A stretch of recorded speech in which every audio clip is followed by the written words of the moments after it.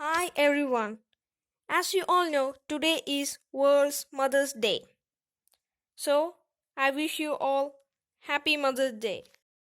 But do you know the history of Mother's Day? And this video is about that.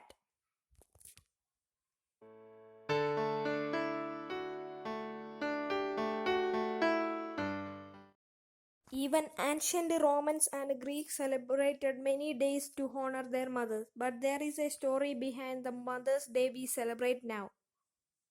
This is Anne Revis Jarvis. In USA, before civil wars, Anne Revis started Mother's Day Work Club to teach women how to properly care their children, and this club also conducted many social service. Sadly, she died on May 9th, 1905.